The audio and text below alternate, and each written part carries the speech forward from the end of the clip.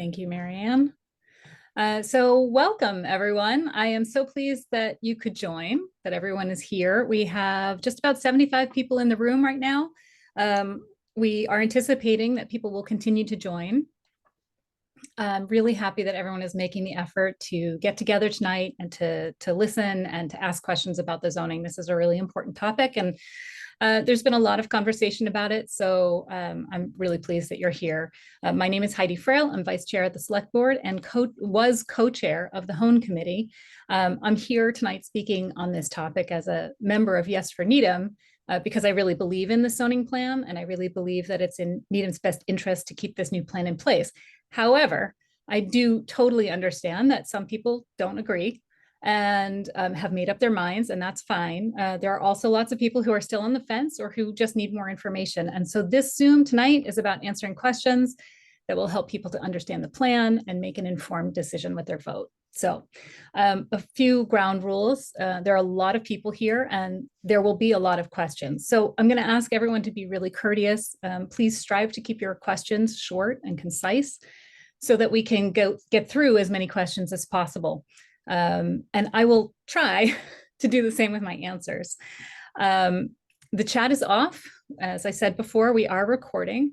There are members of the press here, so I will ask them not to attribute any comments from this Zoom. That would not be allowed.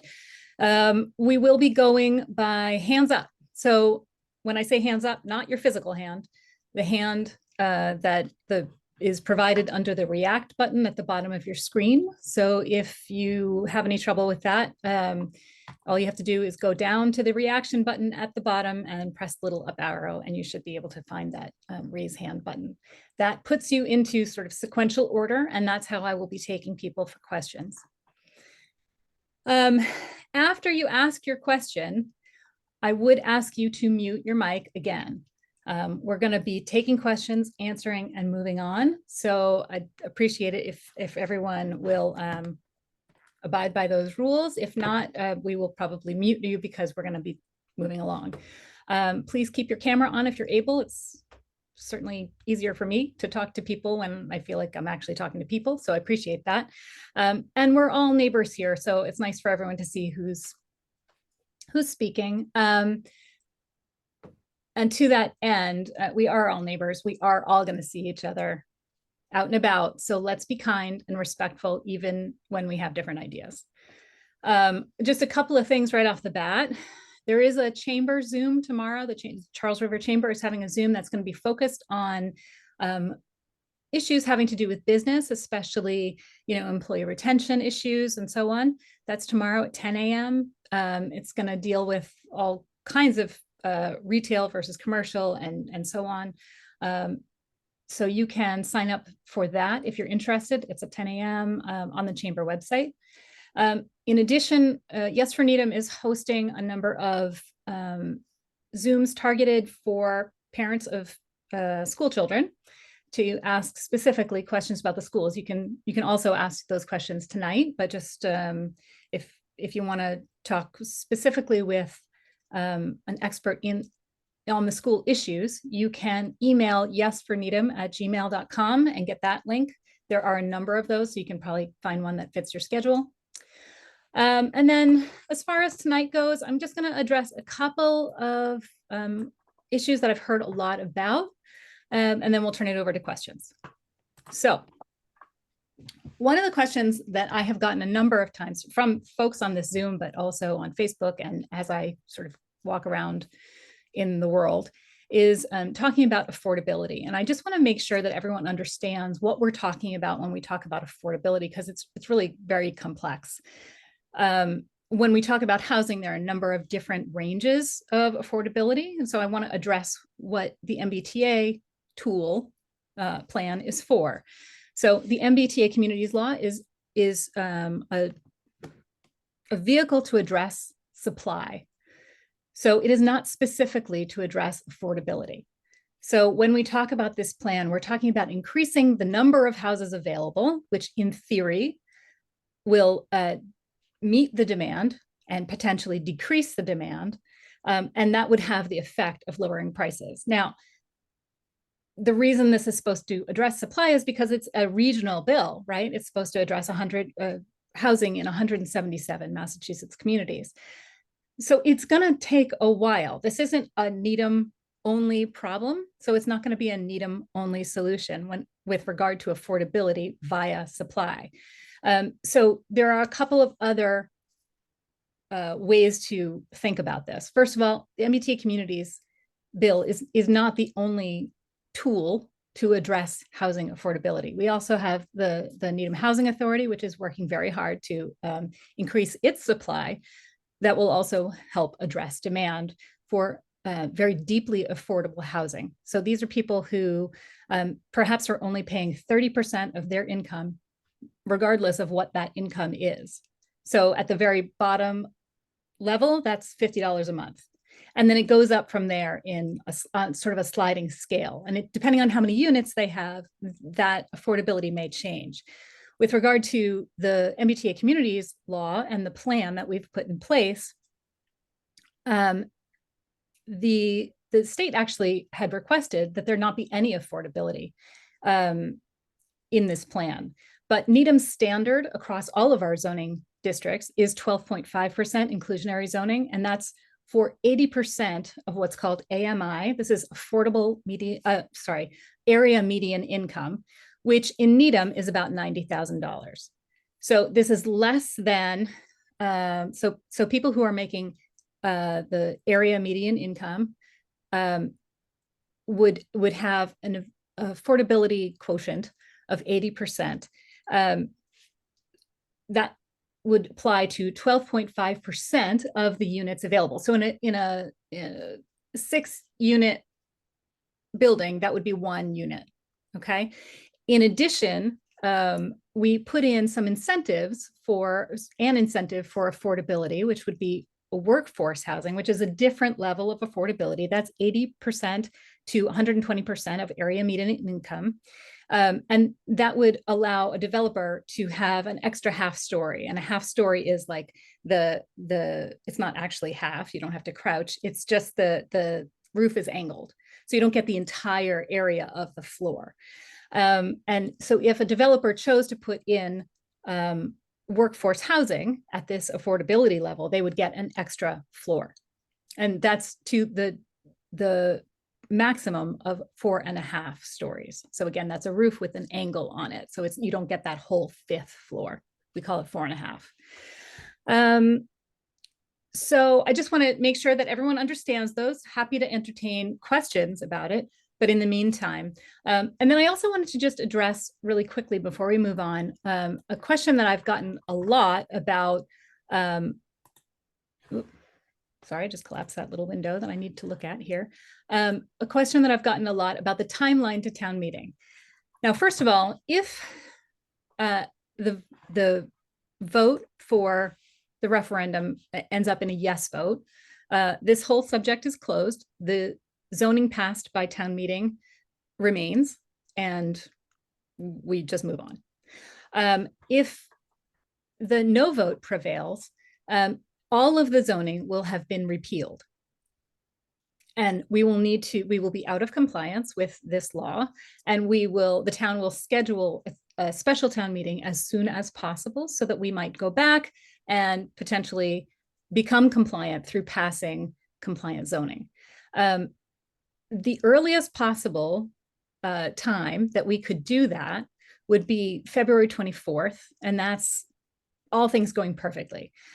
There are legal requirements for noticing, and then there are certain processes that need to go through, like the planning board needs to meet and refer the zoning, the select board needs to meet and refer the zoning back. So if all of those things happen as quickly as they can be scheduled, and we have already gamed this all out, I just want to let you know that the plan would be to have a special town meeting on February 24th.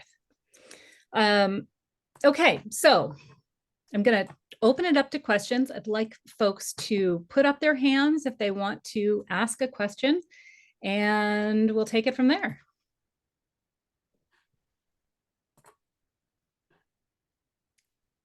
I don't see any hands. Surely somebody is questioning something.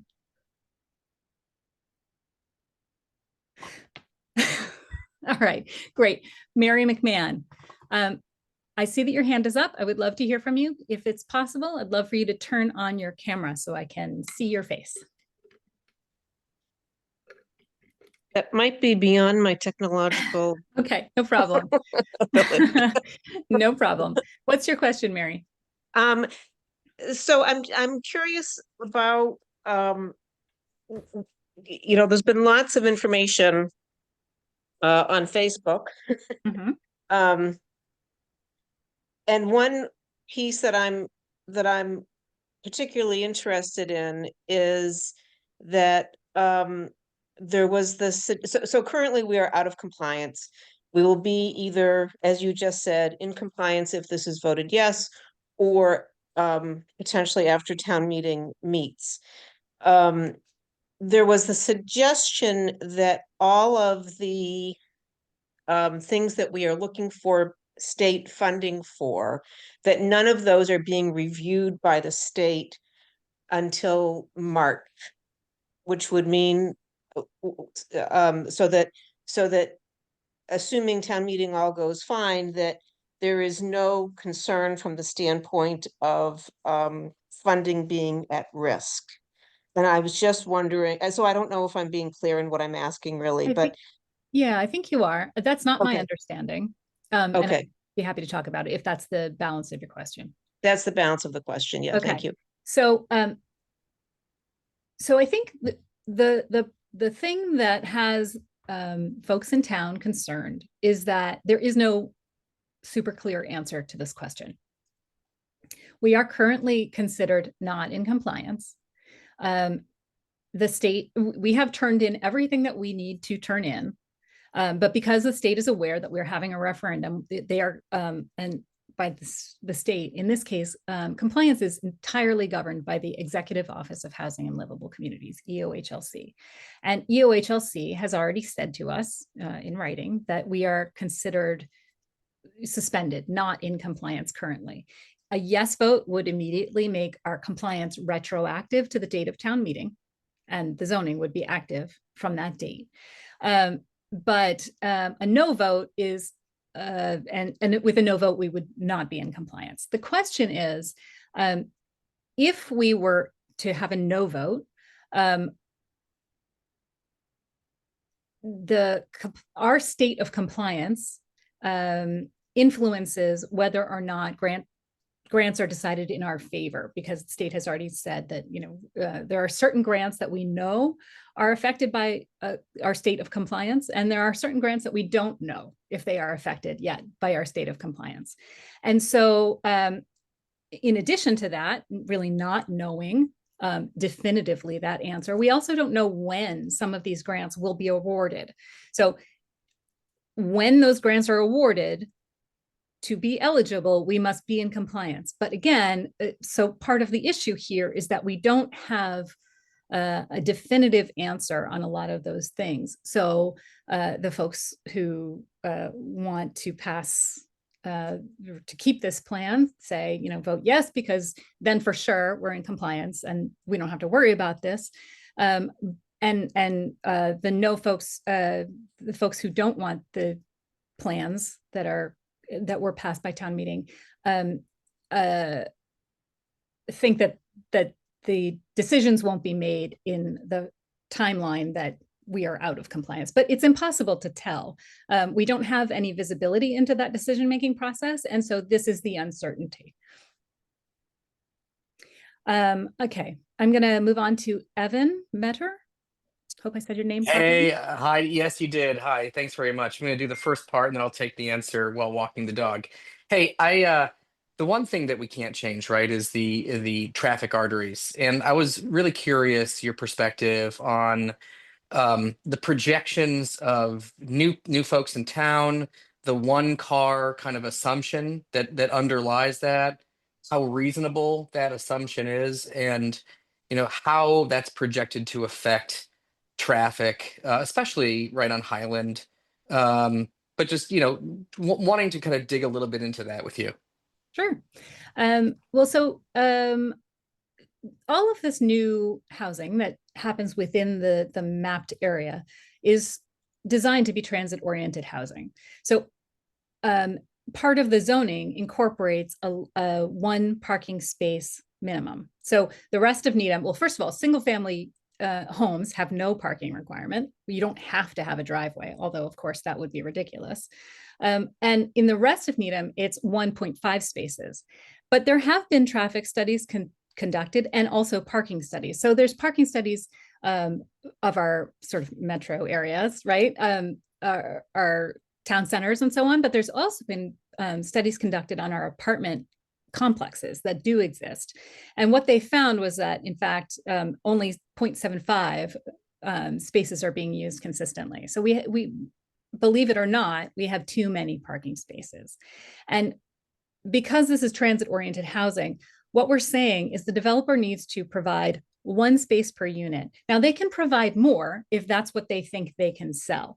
And that's kind of part of the difference here. We're setting a floor, not a ceiling. So we do anticipate that people, that it would be difficult for developers to provide many more than one spot. And so what that might look like is like one spot plus a few guest parking spots that could be used intermittently. So we do anticipate that this would be appealing to people who choose that lifestyle. It's not going to be appealing to everyone, and therefore, if that's not right for you, probably you won't choose it. As far as traffic is concerned, there was a third-party traffic study conducted, and it did say that there were certain areas, intersections in particular, that were going to need attention. And as it turned out, 7 of those 9 intersections were already on the town's master plan. So they're already built into the budget. They're already budgeted for, and that work will go on as planned over the next 5 years. It's the 5-year capital plan. The idea that all of this development will happen prior to that is unrealistic, I think. And probably what we'll do is sort of on a regular basis, check in to make sure that the order in which we approach those projects is appropriate to the development plans that we're seeing. Since building permits and so on come in before anything actually occurs, we'll be able to adjust. We probably will have to add the last 2 intersections to the capital plan, assuming that development materializes. And there is some work that is planned for major arteries in town. You know that there's a downtown redesign happening. We have applied for a major project to sort of change the layout of Highland Ave to make it more traffic friendly, but also pedestrian and bike friendly. And so those are projects that are also anticipated to assist with some of the congestion that we could possibly face. So I think our traffic consultant did look at both the likely build out of the base and the neighborhood plan, and felt that traffic would continue at an appropriate pace, even with the plan build out. So I hope that answers your question, and I'm going to move on to Zach Wallach. Hi, Heidi. How are you? I'm well, thanks. So I think that one thing that we can probably agree on, despite being on different sides of this, is that this is an issue that has really divided the town. And there are folks that are very passionate and very intelligent on both sides of the thing, both sides of the issue. It seems to me, just from speaking to folks, driving around town, seeing all the signs, that this is really as close to a 50-50 issue as we're going to get. It seems very split and very divided. So my question is, you represent the whole town, not just those folks that agree with you or see things the same way that you do. And when we have an issue like we have now, I've been here, grew up here, moved back here in 2019. I do not recall an issue that has been as contentious or as thoughtfully discussed as this one. Why have you not sought some type of middle ground here that might satisfy all of your constituents, not just the folks that see it the same way that you do. It concerns me as a resident of Needham that you're tasked with representing everybody, but it seems as if you have really gone all in on the yes side, which I understand. Understood. You're No, right. I think I hear your question. I think I hear your question. Thanks, Zach. I would say that in fact, this is the middle ground. So people may remember that the Hone Committee held a number of public forums. And at those public forums, we presented a number of different options. And in fact, the neighborhood plan, as it's now known, is actually smaller than the middle ground plan that we presented. We presented, I think at the forum, I called it a Goldilocks scenario, right? With small, medium, and large. And our large was nearly 5,000 units, and the small was very much in line with what our base compliance plan currently is. So as a matter of fact, I mean, this really is the middle ground. There were a lot of people who really wanted a much larger plan, who really wanted to move into the general residence areas, who wanted to move into single family zones, who wanted much greater heights than this plan offers. And so as a matter of fact, this to me is the middle ground. But I will also say that this is not about the MBTA communities law. This is about Needham's issues. Needham has a housing deficit. We know this because we've done a number of housing studies throughout the years. I mean, go back to 2007. That was our, well, I won't say it's our first housing study, but it's a recent housing study. And then there was another one in 2021. And those housing studies with extensive research found that Needham really does have a deficit in housing. So my role here, as I see it, as a steward of the town, as a fiduciary for the town, is to address the housing issues that really are going to impact the town's future. A lack of housing will cause so many other problems, in addition to the problems that it's causing today. I'll just give you a little anecdotal example. When I grew up, I grew up in Newton rather, and the pricing in Newton had gotten so out of control that actually the school enrollment dropped and schools were closing. I was the last class at Bigelow Junior High. I don't know if anyone here is from Newton, but what I think we need to acknowledge is that housing plays a role in so many areas of our society. It is not just how many people can we accommodate. It's how many students are going to be in our schools, what kind of community, what kind of business community can we support. So I think that my role as a member of the select board is to look beyond the moment into the future and do some smart planning. So that's why I support this plan. Ken. Hey, Heidi, Happy New Year. Thank you Happy for New taking Year. the time to do this, as I think Marianne, who did it a couple weeks ago. When I look at some of the debate, a lot of this seems to be a question about the studies and the pace of housing coming on. And I know I saw you comment, you look forward to this forum in terms of being able to speak to some of the data that was looked at and some of the data that was presented that you relied upon in terms of recommending the plan. Could you comment a little bit to that data and the expected pace of development, and at what point you would think about whether you need to revisit or place caps on what's being done or that type of thing? But I'd be curious to hear you speak to some of that information that informed your decision, and appreciate you letting those of us who came late to the dialogue trying to catch up. So thanks.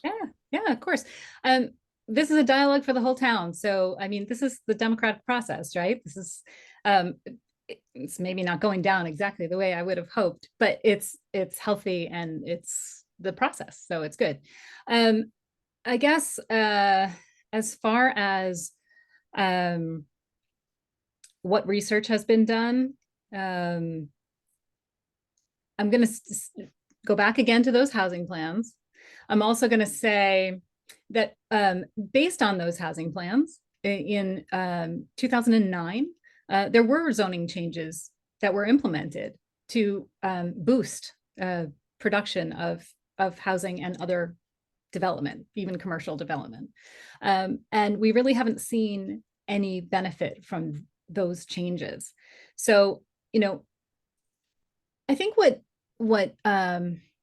stands out to me is that a lot of the changes that we've made here in this housing plan are actually, the heights, for example, are actually available under current zoning. They are available by special permit, which is a higher regulatory burden. The developer has to go in front of the planning board to get that special permit, but the height is still available. In fact, the base zoning that we put together for the compliance plan, that is, so this is a complicated thing, and I hope that I'm going to say this clearly. There are a number of different zoning schema that exist, right? There's the base underlying zoning. That's what we based the base compliance zoning on. Then there's that same zoning with special permit condition, right? Then there's also a number of different overlays. And I'll give you an example. So at 100 West, which is the Carter building, there's the base zoning, which is basically what's there. Then there's also an overlay that town meeting passed a few meetings ago to accommodate some senior housing that was going to go in there, that was going to be like memory care and some independent living. And that allowed 4 stories. And there was actually a special permit taken out under that zoning. But in each of those zoning overlays, you have to abide by the rules of that zoning overlay. Okay, so what we've done here is create another zoning overlay. This is the multifamily overlay, and it will allow for multifamily housing, and it gives you certain conditions, the parameters of how you want to do that.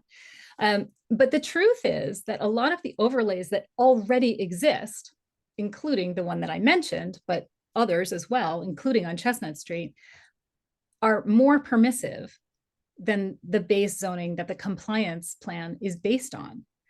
So what that means is that on Chestnut Street, for example, but this applies across the board, there's the base zoning that would allow you to get a certain number of units, and then there's the special permit, and then there's overlay, and both of those allow for additional housing, and none of that has been used. Nobody has tried to build any housing or anything under those additional, more permissive schema, which is what makes me think, and it makes many people think, that those are not incentive enough for developers to move forward with any kind of development, which is why we think that the base compliance plan, which is based on our underlying zoning, is not going to produce much. In addition to which, the last zoning changes were made in 2009, and only 15 units have resulted. And that's not much. That's a long time to wait. So when people say to me, let's just pass the base compliance plan and we'll wait and see, to my mind, we've already been waiting. But that's what I'm thinking. Does that answer your question, Ken? I'm not sure that did I leave anything out? No, I think it was a good answer. I think the other question was if there's anything you do about, placing a cap at some point of what's raising the concerns for a lot of people who are residents in town, but you can choose to address that or move to somebody else and give them a turn. So. Thank you. Okay. Yeah. So I mean, to me, nothing that we're doing here is really extraordinary. In Needham Center, for example, which is not included in the plan, but you can already have buildings of 4 stories. So the heights that we're talking about are not that revolutionary. So would we need to roll it back? I mean, it can be done. You can take zoning to town meeting and get it rolled back. It is a higher threshold if you're rolling it back than if you're allowing it. And that's all I'll say on that. Thank you. Amy Snelling. Hi there. Hi. I think you might have just answered one of my questions, but let me just make sure. So one of the questions I've had is why go over the base plan? Mhm. And it sounds like what you're saying is the reason to go over the base plan is because the builders won't build if there's only the base plan or something. That's been our experience so far. Okay. It feels like to me like that is a problem that maybe needs to be solved in a different way, because then we're stuck with you're either building at the base plan level or you're like massively overbuilding. So Well, it feels like there's maybe a I don't, disconnect. yeah, I mean, I guess I don't see it as massively overbuilding. What I see is that Needham has a housing deficit. We're trying Yeah. to encourage multifamily building, and this will do that. I think that the parameters that have been set are totally appropriate. So that, the very tallest building in town would be 4.5 stories. Yeah. So people can disagree on what massively overbuilding would be, but I Okay. don't see that here. Okay. Thank you. Can I ask you my second question? Sure. Okay. On the school study, it looked like there was an assumption made that for every 3-bedroom unit, there would be half a child. Can you, maybe I misunderstood that I based on think your you did, face. yeah. Okay. Okay. So Yeah. what's the study based on then? I have to admit that I don't have that right in Okay. front of me. Perhaps one of my colleagues, either Michael or We can table it. Marianne. Okay, let me see if I can come back to that. Because that's going to take me just a sec to find all that information. Yeah. Cool. I Thank you. have to admit that there's a lot of details here, and I can't hold all of them in my head the entire time. But I do want to say that the numbers that were used, first of all, Needham's estimates were made at 180% of what we actually expect. So we built out our numbers and we shortened our time frame to make sure that what we were planning on would be an overestimate so that we could make sure to accommodate everything that we needed to accommodate. I also want you to know that those numbers not only reflect 6 of Needham's housing complexes that already exist, including several that are sort of larger, intended for families, but also the state numbers and the area numbers. So it's an amalgamation of all those, so that we felt like we really had a very good estimate. They were also looked at prior to this calculation by McKibben, our school demographer, who agreed that they were reasonable. So I do have confidence in the numbers. I understand that folks, have some questions about the generation, but I think that they are reasonable. I would also say that, again, I think there needs to be an understanding that this is transit-oriented housing. So it is going to be, in the center of town. It is going to be right next to a train track. And hopefully we're going to be working on that train noise. But the folks who are going to be choosing this housing with one parking space, remember, it is possible, absolutely, but it is unlikely that the mix of bedroom units is going to include a lot of 3-bedroom units. Okay, it is much more likely, and this is looking at multifamily housing across the state, but also in the greater Boston area. It's much more likely to be 1 and 2 bedrooms, which have fewer children in them. Thanks for the question. Thank you. Well, I'm seeing Julie Beth Traub, but there's a gentleman in the picture. Perhaps you could introduce yourself to start. Hi, Heidi. Good evening. My name is Arthur Cantor. Julie Beth Traub is my wife. We live here, by the way. I don't know, nobody else mentioned where they live as far as addresses, but we live at 17 Hassenfoot Circle, which is right off of West Street. So we're right next to the Carter building that's going to be demolished. It's not going to be a memory care building or aging in place, is it? Because they changed the basically permitting on that. So now they're going to move forward and they're going to build about 200 units right across from Trader Joe's and CVS. We haven't had cars up there for about 8 years now. So everybody in this area is going to have to get used to traffic. Okay. And traffic, as we know, we did a traffic study for Muzzy Ford when we thought Pfizer was going in there and we're going to get bio lab space. Now we just have beautiful blue sky. What a great place for a building over on Muzzy Ford, right off of 128, easy access. And you can still walk the commuter rail at the heights from Muzzy Ford, not blocking anybody's view or shadowing anybody. When you build a 4.5-story building along Highland let me Ave, ask for your question. I don't have a question yet. Okay. I don't have a question yet.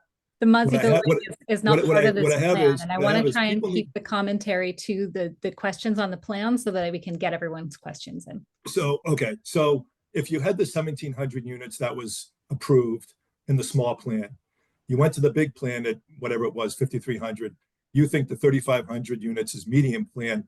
These are going to be transient people who don't care about the town that they live in. They're just here to go to work every day. They might be here for a year or two. These are apartments. They're not condos, they're apartments. People are going to come and go. They're not going to grow their roots here. They're not going to grow a family here. Well, like we as have you for the know, last I 15 hear or what you're 20 saying, years. but as someone who grew up in an apartment, I object to that characterization. I think that that's not appropriate and not true. So I would okay, for say the that- most part, okay, fine. For the most Yeah. part, fine. Let's just say 50-50. All right. Well, I we think can argue that that. we need But to stop thinking about people who rent as less permanent and less appropriate residents for this town. I'm not saying less appropriate at all. I never use that word once here. I'm not saying less appropriate. I'm just saying that they don't build their roots. They don't stay in their houses for 10 to 15 to 20 years, like a lot of beautiful residents have in this town.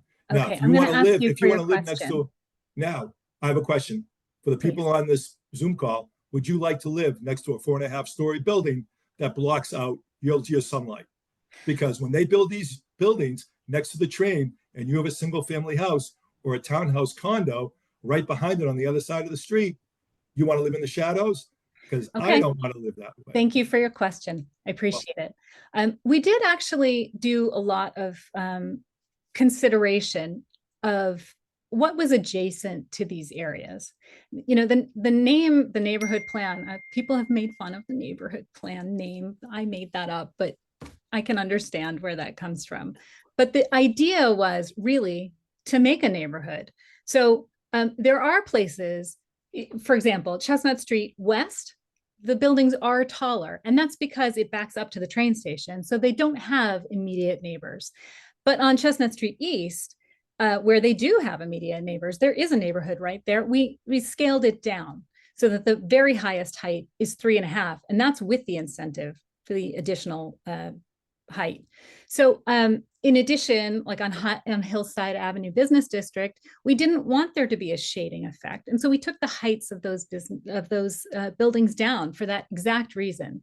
So I guess my feeling is that there was a lot of care taken in the zoning here, a lot of thoughtful planning and making sure that every one of these areas had proximity to walkable services, that they had, routes, traffic was considered, the heights of buildings and the density of the plots were considered as well. So I understand that it is not for everyone, but I do feel that the plan incorporates the care and thoughtfulness of not only the development, but the neighbors who surround it. So thank you for the question. Jacqueline. Hi there. Hi. How are you? So I have a concern about the number of students, actually, the previous woman who asked the question as to how many could potentially move to town with this new zoning. Because the MBTA Housing Act was specifically designed for families to provide housing for children. No, sorry. It wasn't? No, it says that you can't discriminate against families and families with children, but it's not designed for them. Well, okay, so sorry, maybe go not ahead. designed, but to promote housing for families with children. And as a result, from what I read, that you can't, how in Needham, we can limit kind of the number of unrelated occupants in a unit, that you can't do that in the MBTA housing. So that could potentially bring more students. I mean, this was kind of sold at the meeting that night. And tonight you talk about this is going to bring professionals, not families. But if you can have more unrelated people living in the units together because of the MBTA Act. And it was designed to promote housing for children, and you're going to have some bigger units. To me, I am concerned about what it will do to our schools and not having the ability to adjust to a lot of growth. And I actually think that for, maybe First and Second Ave, that you took some data to say that we didn't get any children from there, and Madeira on Greendale, that we got a little bit more children in that particular units, but not that many, that this is actually a more desirable area for families with children because the schools are walkable, the stores are walkable. It allows people aren't kind of, they don't have to rely on their car so much. So I actually think that it would be more desirable and could potentially bring more children than the numbers that you brought to us. Okay, understood. Thank you for the question. So I just want to clarify, the MBTA communities law is not specifically for families or families with children. It is for housing. So it's about increasing the supply. And while the town in its zoning cannot restrict the types of people or bedrooms or anything, ages, for example, of people who move into these units, the developers can. So it's a question of whether the town does it or if the developer chooses. The developer gets to build what they think will sell. And typically, that they're not choosing to make 3-bedroom apartments. It's simply more profitable to make 1 or 2-bedroom apartments than 3-bedroom. The entire zone that we're discussing in this map is actually equidistant from many of our schools, 3, if not all 5. And as such, it sort of makes like a buffer zone, meaning that, as we know from the latest Citizens for Needham Schools reporting and the McKibben estimates on enrollment, there is projected now across Needham entirely to be a slight enrollment drop in the future, and specifically an enrollment drop at Mitchell, oh my gosh, Broadmeadow and Elliott, with an increase at Newman and Sunita Williams. what's Sunita that? Williams. Thank you, Sunita Williams. So what's nice about this is that because the units will come online sort of, somewhat gradually, at least more gradually than existing housing, those buildings can be redirected because they're equidistant. Instead of going to Newman, where there currently would be, some of them anyway, they could be redirected to one of the schools that is experiencing a drop in enrollment, keeping that enrollment level, which would be great. And also making sure that there isn't an undue rise at one of the more crowded schools. So I think that, that understanding that this is a situation in flux, that this is something that happens every year, that there are enrollment variations and fluctuations, and that the school department works tirelessly to make sure that our children are well taken care of. I mean, I think that this is just something that they have the tools to handle. So I appreciate the comment, and actually, while we're talking about school enrollment, let me mention that there are some Zooms planned that are dealing specifically with school issues and school enrollment issues. Liz Lee will be hosting some of those, and she has like encyclopedic knowledge, which I clearly do not, of the school enrollment. So I would encourage you, if you want to, there are 3 planned over the next week and a half. And if anybody here wanted to join any of those, all you have to do is email yesforneedham@gmail.com, and you can ask for the link, and you be able to pick the one suits your schedule. And then you'll be able to talk directly to sort of the horse's mouth. Anybody else? It's not even 8 o'clock. Surely we're not out of questions. Heidi, Yes. I'll just add that, I believe 100 West Street is about a mile from Sunita Williams and about a mile from Mitchell. And so I believe it's in a middle zone where students could be directed to either of those and wouldn't come in with an expectation of either one as if you had, moved a block away. Similarly, down Chestnut, I believe it's possible to direct kids from there to any of Newman, Mitchell, or Broadmeadow. So it allows us to put kids in places that have, more capacity. And as you noted, there are projections of declines in some of those. Yeah, great. Thanks, Michael. Also, the upcoming Zooms for school parents specifically, there's one tomorrow at 8:30 p.m. and then there's one on the 6th at 9 p.m. So you want to jump on that quickly. Don't let time pass because you want to get that link ahead of time. Okay, so yes for needham@gmail.com, and then you'll get that link.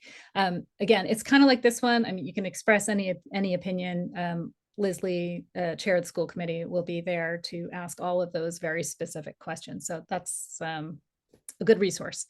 Ken. Thanks. I largely put it up because you ran out of questions. But, yeah, that's great. We've got a couple more coming I'll in. make one minor editorial comment and one question. The minor editorial comment is you made the point a few times about this being transit-oriented housing, and I would really urge you guys to work on getting better scheduling for commuters if we think we're not going to put cars on the road but have people taking trains, because I think currently Needham's served by a very difficult schedule, particularly during rush hour for people who are trying to get in and out for kids and so on. Setting that comment aside, and I don't mean to pose this in a provocative manner, but one of the things that concerned me was the finance committee's recommendation versus the town meeting's vote. Maybe I'll pose it as, where do you differ in their view, or where do you think they got it wrong, or what assumption did they make that's different than the one that you make? Sure. First of all, the finance committee vote was 5-3. Okay, so there were 3 members who were in favor. I think that on the whole, I'm gonna generalize here. I think that on the whole, the finance committee is a much more conservative group. So this business of forecasting makes them uncomfortable. I get that. It makes a lot of people uncomfortable. One of the items that the finance committee said that they really wanted to have was the December enrollment numbers for the school department, which we now have. They were afraid that if the numbers were going up, that the estimates wouldn't work out. But the numbers are going down. For a long time, I should explain for everyone, for a long time, the region, the school enrollment numbers in the region have trended downwards. And Needham has bucked that trend for a lot of years, but it's caught up with us. Partially this is because of housing prices. Generally speaking, people are having fewer children. I mean, there's a lot of reasons. Now that those numbers are out, I don't know if their assessment would be different. I can say that I think, on the whole, the select board looks at social issues in a different light than the finance committee. I think that's just how it goes. But I can't speak to their thinking other than what they said in their publicly available and recorded meeting, where you can see from their own mouths kind of how they felt about things. Well, thanks. I pose it because I have a lot of respect for you and a set of people who are advocating, but have a lot of respect for that crew as well. So thanks for taking the question. That's my pleasure. Ed. Hi. Hi. Thanks for hosting this. My pleasure. So I have a 2-part question. different topics, and both have been covered. I suspect one of them you may refer me to the other Zoom, but we shall see. Mhm. So, regarding the school situation, which is my biggest concern with this whole plan, the response by, I can't remember her name, Liz, I think. Leslie, yep. Yeah, was basically that the school can handle the influx of kids.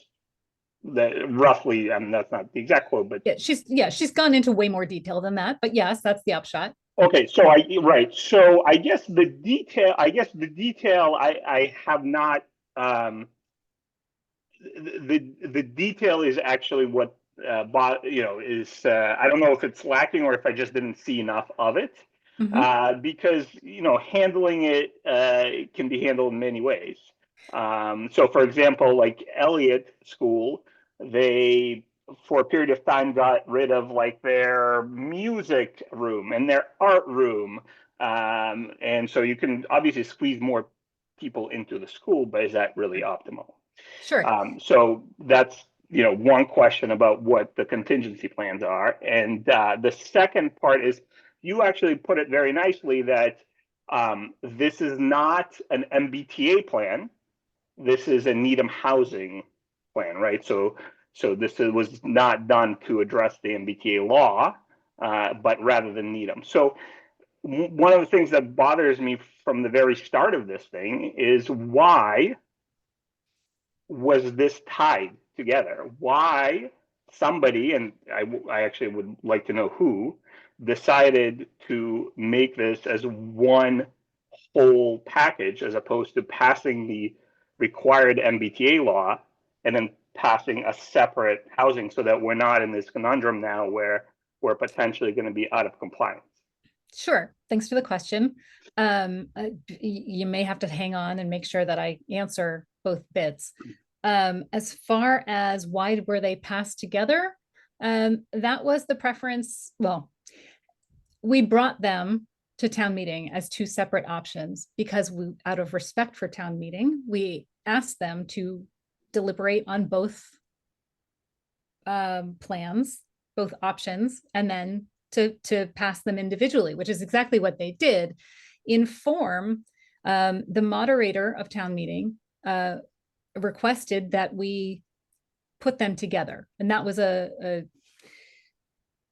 process because of the rules of town meeting, and the moderator is the last word on the rules at town meeting. So we offered town meeting representative government. We offered them the base plan, which they passed, and then we offered them an additional plan, the housing plan, the Needham housing, the neighborhood housing plan, which they could also pass. And they chose to do that because they recognized the dire lack of housing. And when I say dire lack of housing, I want to just make sure that everyone understands this. Young adults are leaving. Our young people are not able to move back to Needham because housing is too expensive. And frankly, not even just too expensive. It's not really available unless you choose to move into a single family home. There's very, very few other options. In addition, by the year 2030, 25% of Needham's population will be 65 plus, and they will, for the most part, be living in their single family homes because there is nowhere to go. I just had a New Year's party, and a lot of my neighbors my age, were saying to me, I would love to downsize now. I would love to stay in Needham. My friends are here, but I don't really have a use for this huge house anymore. I would like to downsize and stay here, and there is nowhere to go. So aside from people my age, and I'm not yet near 65 plus, I would say when you think about an aging population in their homes, some of them would just choose to stay there, and that's totally fine. Everyone gets to make their own choices, but those who would like to move and can't are moving out of Needham. And so, or they're not moving at all because options elsewhere are just as expensive. So the question is, how does that impact our society? Like, it means that people aren't moving in, younger families, there aren't homes available, there's no housing stock. So the prices continue to climb. It's all tied together. There's no way to separate this, at least in my mind. This is a phenomenon that's happening in our community and every other community near us. And I have to ask you to remind me what the question was on the schools. I guess the contingency plans for if the estimates of the influx of students is underestimating the Sure. So what I wanted to say was that actually we're approaching a problem already, and have been for many years. And this is why Needham has put together the school master plan. So we're working on renovating or redoing Pollard, making it a 6 through 8, and turning High Rock into another elementary school. So these plans have been in the works for years, literally years and years, a decade.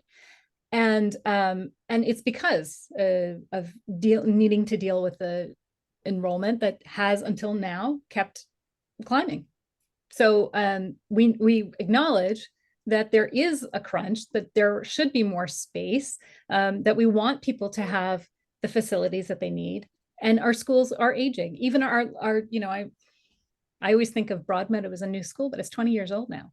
So there is work that has to be done, and all of this projected new student population is approved, will fit within the school master plan. So thank you for the question. Allie and Joe, hi.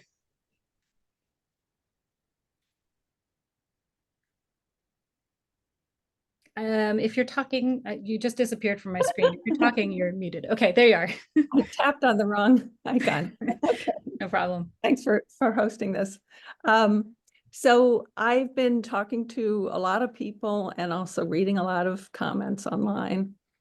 And I find it concerning that so many people have this understanding that if we vote yes, and we continue with the plan that town meeting voted for, the neighborhood plan, that all of this rezoning would mean many, many new buildings being put up quickly at 4 stories or higher, and just surrounding us with huge, huge changes. And I know how slowly things work, and I agree with how slowly things have gone with just the zoning, as you explained earlier, with the base plan. And I wasn't available to attend them, but I watched the videos on the tours that were taken, 3 different ones of 3 different sections of what now comprises the neighborhood plan, and how thoughtful everyone who presented and talked about the different spaces reviewed the likeliness or unlikeliness of things getting developed or torn down, or how it's very complicated to get, say just a series of apartments that are already built to, people to get out of their leases and leave and then tear the building down, and how costly it is and all this. And I know that you were one of the people that commented, along with a couple of other people in town, and Oscar. I saw mostly sections that Oscar Mertz was commenting on too. And I know he's present tonight if he wants to comment with you as well on those. But I just thought it'd be really helpful for people to hear the reality of what would really probably happen and the timing, as opposed to this fear that this is going to happen quickly, it's going to be dramatic, we're going to have these huge buildings on either side of Highland. And I just, that's what's frustrated me in trying to talk this through with people. Sure. Thank you. Yeah, so if anyone's interested, the videos that Allie is talking about are some walking tours done by the Needham Housing Coalition. You can find them on their website. There is also a link to those on the Yes for Needham website. So if you want to take a look at those, I think they're fascinating and really well done. Yeah, I guess it is definitely a fear of people's that the pace of change will be really huge, really fast. And I think, look, we can't tell the future. we use the past to predict the future, and we actually our consultant on this project created a model to help us understand which properties would increase in value enough that they were likely to change. Those with, new buildings, for example, the Roach Brothers across from the Y on Chestnut Street, brand new renovation, unlikely to change. Highland, the Highlands, the condos right next to Emery Grover on Highland Avenue. Those are 35 condos. Each of them has a different owner. The likelihood of that is very, very low as far as the possibility of it changing and becoming, a 4-story building. And that's because there are 35 separate owners. So purchasing all of those properties would make it too expensive to put in something new there, even if there could be potentially more units. A lot of our businesses and commercial buildings have long-term leases in play. Like, for example, Bertucci's Plaza, Conrad's is just moving in there, and they have a 10-year lease. So you can imagine that for a landowner, the person who actually owns that building, it would be very expensive, not only to buy out that lease, but to forego the rents that they are accustomed to getting. And then also to put the money in to do a new development, to tear that building down and forego those rents for the course of construction and so on, and then re-leasing. So I think, when you think about all of that, the price of land in Needham is so expensive. It does really slow it down. And additionally, there are a lot of really small parcels that are too small to qualify for a lot of the zoning that we're talking about here. The smallest parcel that this zoning applies to is a 10,000 square foot parcel. So if you're talking about a smaller property, perhaps you're talking about consolidation of a couple of different lots, but that takes time as well. I don't think that it's super likely that this is going to be a rapid change. I know that it's disconcerting to a lot of people to hear me or anyone else say, well, I don't think, but we don't know what the future holds until we're there. In my mind, not knowing for certain is not a good reason to not move forward, but I understand that people have different levels of comfort with this kind of, risk. So all I can say is that I don't think that this will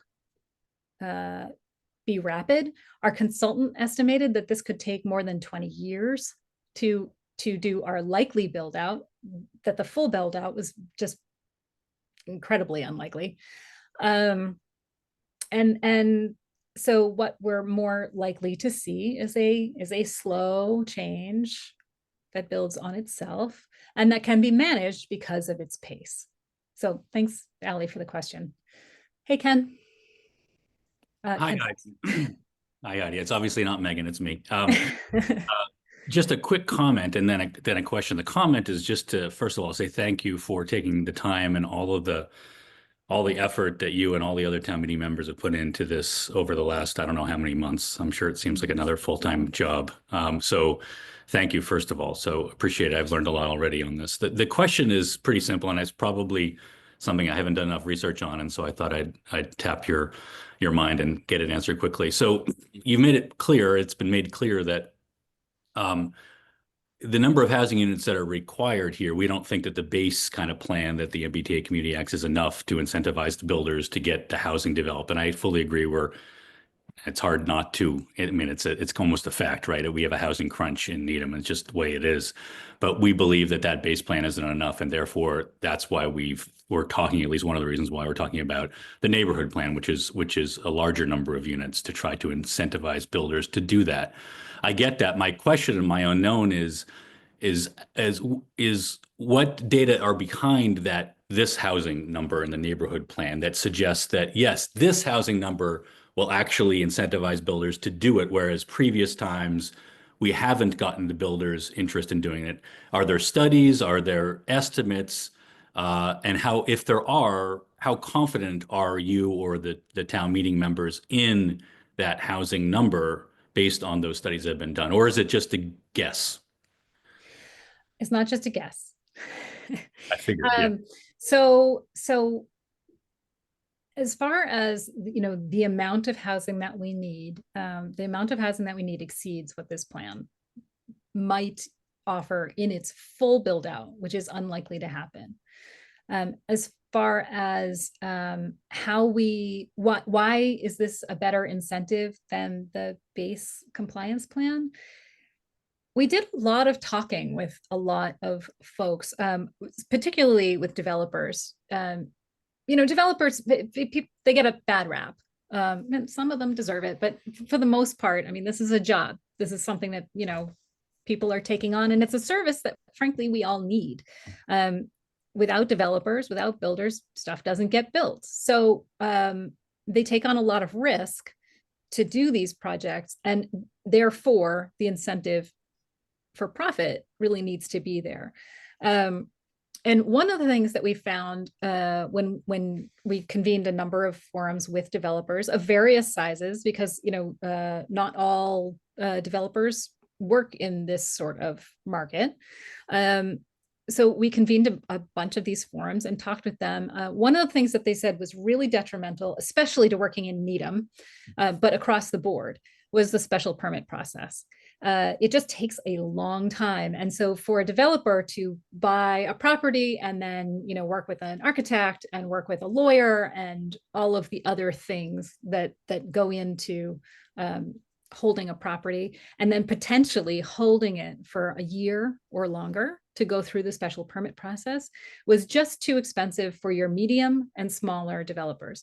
Larger developers not surprisingly, didn't have a huge problem with this, but particularly the medium and small developers who would be interested in projects of this size. Your large developers aren't building anything under 6 stories. They all said that it was just too expensive and too much of a hassle. So getting rid of the special permit condition and replacing that with site plan review, which is a stringent oversight, but less burdensome than the special permit process, and also with a defined timeline, they felt was really very helpful. In addition, the increase in densities that we provided, especially on Chestnut Street, made it sort of flipped it from not worth it to worth it. I do think that it's actually still on the fence about how worth it would be, especially as interest rates remain high, et cetera. But we talked a lot about what would make it worth it, and tried. People talk about giveaways to developers and so on, but really they perform a service that we need. The town does not create housing. Without developers, we don't produce housing. So it needs to be attractive enough for them to make the profit that they need without, pillaging the town. And I think that's the balance that we've struck here. People can disagree. That's my feeling. So I hope that answers at least part of that question. It does. Thank you, Heidi. Thank you. Aaron. Yes, hi. Can you guys hear me? Yeah. Are you Okay, able to great. turn on your camera, Aaron? I cannot. I'm actually abroad and internet is very spotty here. Okay, understood. So that's the best I can do. Okay. But so first of all, I have a comment and a question or a conundrum. But first of all, you said that, 3 out of the 8 finance committee members did approve it. But I want to remind people that that is 62% of the committee versus the 118 pro, 90 against. That's if you exclude those who abstain or were not there, that is 57%. And if you include those abstain or not there, you're talking about 47%. So that's a much higher percentage than the committee that approved the NHP plan. But my question or my issue is not really about the content, it's just process, right? You said yourself, we can't tell the future. And I keep hearing, because I keep raising it everywhere, that I'm asking the question, why don't we approve base, build it, develop it, see the actual results? Because there's a lot of, question marks in the air, even on some of the surveys or the assessments, and then take action based on facts. And I'm hearing that people are saying, or the yes people are saying, base is already approved and generated 15 units. Literally, as of today, I heard that. Now, as far as I know, and as far as I think you just said, that is apples to oranges. So first of all, if I understand correctly, less than 1,000 units have been in the past approved versus the base that is 1,700, so less than half. Currently, it's by permit, and we were changing it to by right, which is a completely different story, to your point. So developers are happier and it's easier. Why didn't we decide to say, let's change the 700 to by right, let's add another 1,000 by right, build it, see what it actually creates, fix the problem of, again, like I think we're doing, of why developers are not interested, and then really see where it takes us. It could be that all these assessments were correct. Let's move on. Or it could be that it takes us completely to a different direction, in which case, let's change direction, whatever it may be. Okay, thank you for the question. Yeah, I hear what you're saying. I think that, as I think I've said previously on this Zoom, that the base zoning is less permissive than zoning overlays that currently exist. And while getting rid of the special permit condition is one of the changes that we've made, we also did increase density and incentives for a little bit of extra height. So what I can say is that because we understood that people wouldn't want to change the look of the town, we tried to make changes that were going to be sort of as gentle as possible. I recognize that you may not feel that these are gentle changes, and I respect your opinion. But the changes that we have made were the minimum that developers felt were absolutely necessary as incentives for development. I'm sorry, I miscommunicated. No, I don't. That is fine. I'm saying that's the by right. So totally get it. Let me finish. Okay. Aaron, I'm gonna continue.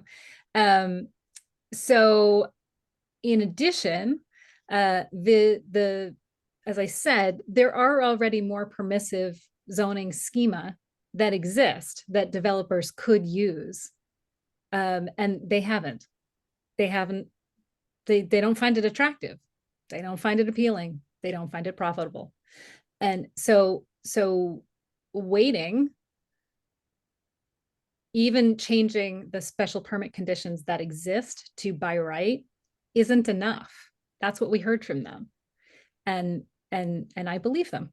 So that's why we felt that offering this additional choice was required. Heidi, Okay, can Melissa? I jump in for 1 second? Yeah, sure. Go ahead. Because I know Aaron joined us late, so I think he missed some of the discussion early on. I think it's also very important to understand that the question that's on the table for January 14th is a question of rolling back the zoning that was approved by town meeting, right? So it's not a question of could we choose to compromise now?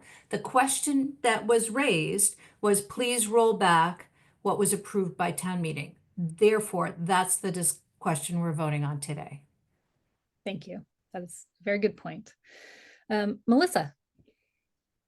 Hi, Heidi. Thanks so much. My question is about the businesses on Chestnut Street, and if you guys have heard from any of them, because there's obviously like restaurants, other types of shops.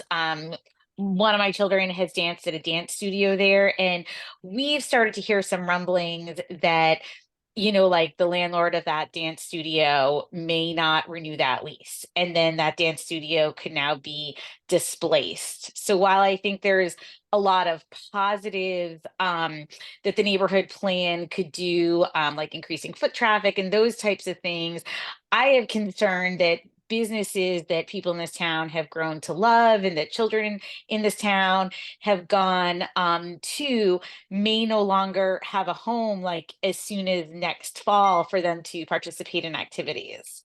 Sure. I think that this is a concern for not only the folks who put this plan together, but as you say, everyone who frequents these businesses. This is one of the reasons why we exempted Needham Center and Avery Square, by and large, from this plan. So that because the MBTA communities doesn't allow you to mandate first floor commercial. We did put in along Chestnut Street, along Highland Avenue, et cetera, a first floor incentive, an incentive for first floor commercial that would allow that height to be made, that floor area to be made up with an extra floor. But the truth is that this is all private property. And I think we have to acknowledge that while your dance studio may not renew its lease, or the landholder might not renew their lease, I don't know how, what end that's coming from. It's certainly not unique, right? Needham has a lot of banks in our commercial area for precisely the reason that it is hard for our retail businesses to survive without a lot of foot traffic, because there just isn't the density of customers that a lot of these businesses really need to survive. This is why landowners often will take tenants that the rest of us are kind of like, meh, another bank. I mean, it's not what we want for our downtown areas, right? There are businesses that are within the zoned area. Dunkin' Donuts is one, Reveler, the beer place on Chestnut Street is another, that really are in favor of this plan because they are struggling. And so while I recognize it's not ideal for everyone, and I hope that the dance studio is able to renew their lease, it may be that we are in for some changes. And that is sort of the nature of the market. It's going to be, I would think that it would be better on the whole, but that doesn't mean that there won't be some businesses, frankly, that need to make some changes. I think that we need to remember that this is private property. The town is setting some zoning parameters, but we're not mandating any changes. These changes are all driven by the property holders. Thank you for the question, Melissa. Michael. Thank you.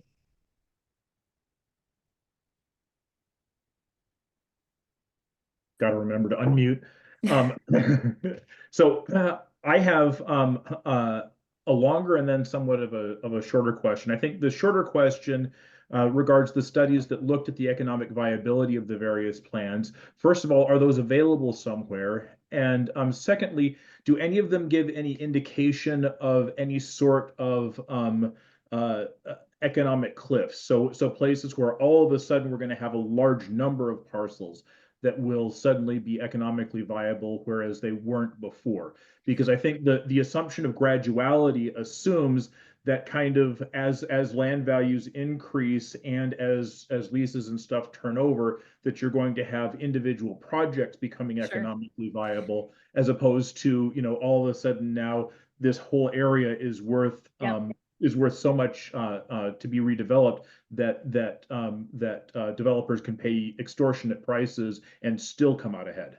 Yeah, so that information, all of this information, all of the assessment, each actual individual parcel in Needham on the zoned map was evaluated.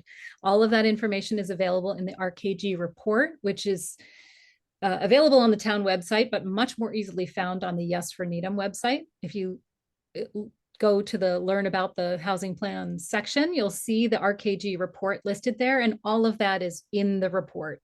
All of the bottom line analysis says that this is a positive change. Property tax will support all of the infrastructure and all of the schools and all of the changes that are being made here. So you can find it there.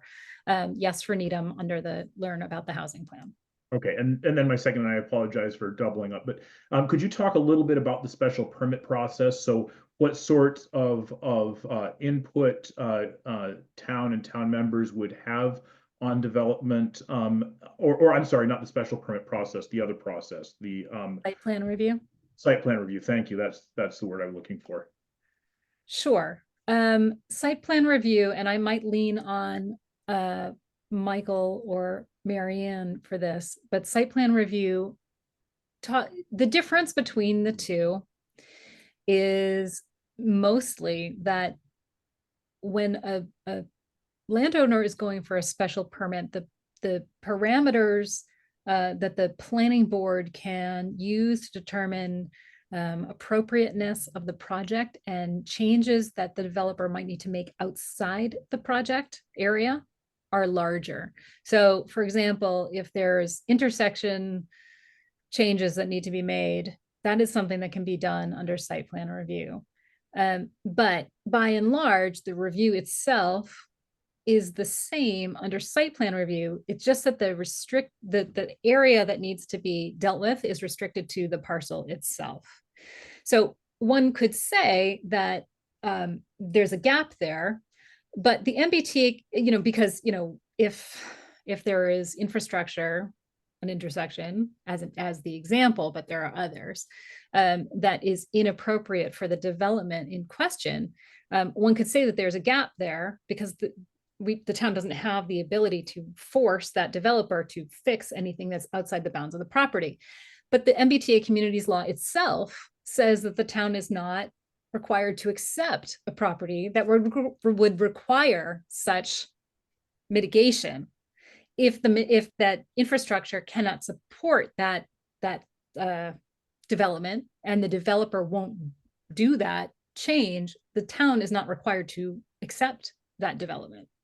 So the site plan review process really takes care of what's happening on the parcel. And there are other regulations that can allow the town to not accept a project that would inordinately burden the town.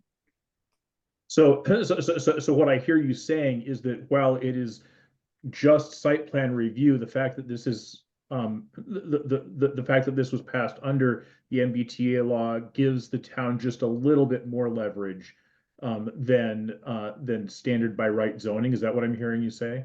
No, and I would never have said it was just site plan review. Site plan review is a robust process. Okay. Thank you. Okay, Jacqueline. Am I saying your name wrong?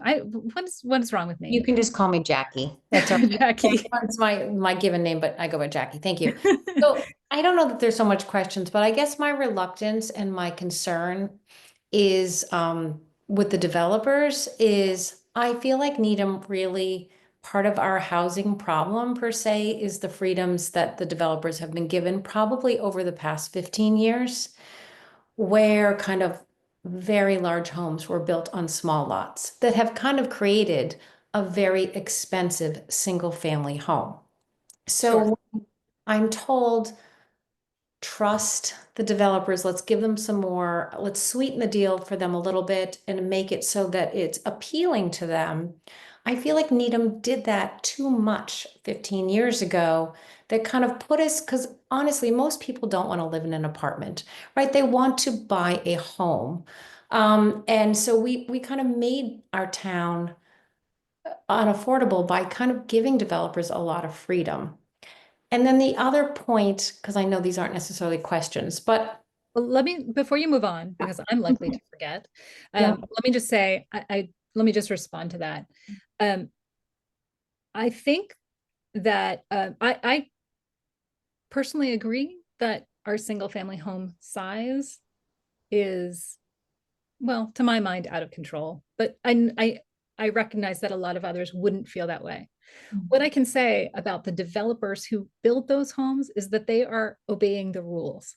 So really, while I hear you, and I think it's easiest and certainly it's easiest to blame the developer for this phenomenon, ultimately the blame rests with the town, with all of us, because we haven't undertaken a change in our zoning. And I guess one of the reasons why I feel like this zoning initiative is so important and so important to do now is because we have the momentum. It is so hard to make zoning changes. It is complex, it is time consuming, and frankly, it's expensive in that you need a lot of data to back it up. The chances of another huge zoning push are slim. It's hard to get that momentum. And so I totally hear you, but I'm going to say that the rules are at fault, not the developers who are abiding by the rules. It's on us to change those. And in fact, just so you know, just so everyone knows, we've just started a large house review committee under the auspices of the planning board to look at that situation after a citizen, the town meeting member brought a citizen's petition to town meeting at our last go around. So that is something that we're going to be looking at. I hear your concern. I personally was involved in making these rules for developers for the MBTA Communities Act, and I feel comfortable that there's no giveaways, that this is all very well thought out, but I hear your concern, and I mean, I hear your concern. I do think that's what makes a lot of us pause is because I agree the developers haven't broken the rules, but Needham hasn't done a great job putting rules into place where we would have stayed somewhat affordable. So when I'm told then, no worries, we put everything, we've checked it out, this is going to work. I do worry that again, the town may not have thought it out. And the other small part is just walkability. I walk all over Needham. I live a mile from town. My family has thoroughly enjoyed, we enjoy all the small businesses in town. And it does upset me when I hear that North Hill and the BI are these big companies that really want the yes plan versus these kind of smaller shops that I thoroughly enjoy and are on a first name basis with a lot of people who own and work at these businesses. And so retail has suffered everywhere. I walk around Wellesley, I walk around Concord a lot. There's not the foot traffic. Retail stores in general have suffered. Jeff Bezos pretty much, kind of did that to many of these stores, unfortunately. And so I do worry when it's being sold as like, I do think this is a walkable community. It's why we moved here 26 years ago. And so when again, the yes plan says, well, we're going to make, this is a very walkable community. I love it. And it's what made us want to live here. I agree. Same for me. And a lot of our stores, our retail establishments are very much in favor of this plan. Michelson's, for example, French Press as another one. Like a lot. There's in fact a huge list of them. There are some big employers. Certainly there are different kinds of employers, employee retention plans, different employing needs. But across the board, businesses are in favor of this. And I would encourage you to sign up for the Chambers Forum tomorrow, because a lot of them will be there and talking about it and talking about why they support it, what they need, which I think, we need to start paying a lot more attention to. But as we engaged small business and, larger business when talking about this and formulating this plan, and by and large, this is something that they were looking forward to. I see that we have some more questions, but I also know that we are at time now, in fact, past time. So I'm happy to stay on. Ken, I see, is a new hand up. Erin, I know you have another question, but we've heard from you at least once. So I'm happy to entertain more questions for a short additional period. But I understand if people need to drop off. I just want to say thank you so much for the time and the attention that you're clearly putting into understanding the plan. Whether you've made up your mind or not, remember to go and vote. And thank you, and feel free to join us for other Zooms as they come up. Ken. Just dumped me. Oh, thank you. Heidi, you are obviously energetic and thoughtful. And one of the things that has me not in full support of the yes plan, but feels like we could take a step back is, in fact, I think some of the things that you said that have come up tonight. I think that we've rezoned businesses, or a lot of the industrial business zones, commercial zones, because we're trying to pack it into the already a fairly congested space in Needham. And I feel like if we, I'm sort of always been in the camp of, I think we shouldn't take that next step, do the compliance, because as you've noted, compliance is one of the reasons you have the momentum, which is great. But I'd rather see the momentum and maybe diversing. Like, why didn't, we could have done a base plan and then expanded. Sure. Doing Is that more. your question, Ken?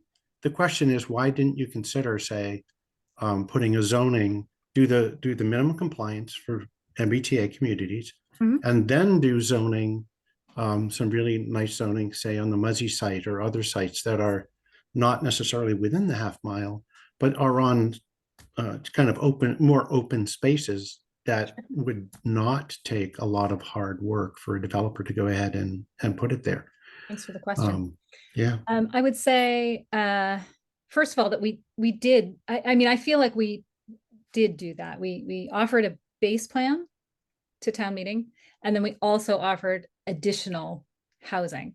As far as why we didn't choose Muzzy specifically, it didn't fall within, first of all, there was recent rezoning at the Muzzy site, as I think we're all aware, that resulted in a purchase and a special permit, which still exists. In fact, was just renewed recently this year. There is housing zoned for the Muzzy site, because I think that's what you're suggesting. But it is, ultimately, zoning is just the rules for what you can do with a piece of property. The town can't force anybody to do anything in particular with their private property, and that's what's happening at the Muzzy site. It is zoned for housing, but they're choosing not to put it there. So I understand the desire to make that a different situation, but I don't think that that's within the town's purview. And certainly I think that, there is a feeling that a lot of the land that is zoned for the MBTA communities is underutilized. There's a lot of parking area. It's perhaps not what we would wish to see for our commercials or our town center as it runs through our entire town. The committee felt that this was a good additional use. Like, first of all, I just want to make sure that everyone understands, you can choose to be in the multifamily overlay. You can use the multifamily zoning, but you can also still use the zoning that exists. We didn't like wipe out the existing zoning. It's still there and you can still use it, which offers just more choice. So I feel like, we really, rather than portraying this as a restrictive zoning change, I would say that we've offered an additional choice. We've made more choices available. But I think that Needham's housing crisis is real and it will affect the future of this town. And so while waiting is a choice, I think that letting the perfect be the enemy of the good and not using the momentum that we have to make positive changes for our future would not be acting in the best interests of our town in the long run. I just want to say thank you again to everyone. Oh, sorry, Marianne, did you want to? Well, I was just going to hop in. Ken also joined late. There was a much more detailed discussion of this at the front of the recorded, or the Zoom session, which is recorded. We will be posting it if you want to go back and re-listen to that. Well, thank you, discussion. Mary Ann. I was here at the beginning, so I have heard the Okay. whole discussion, but I appreciate that very much. Thank you. Thank you. Thanks everyone for joining. I hope you have a wonderful evening. I hope you join for some of the other opportunities for more discussion and more explanation. I hope this was helpful, and remember to go vote. Thank you. Thank you, Heidi.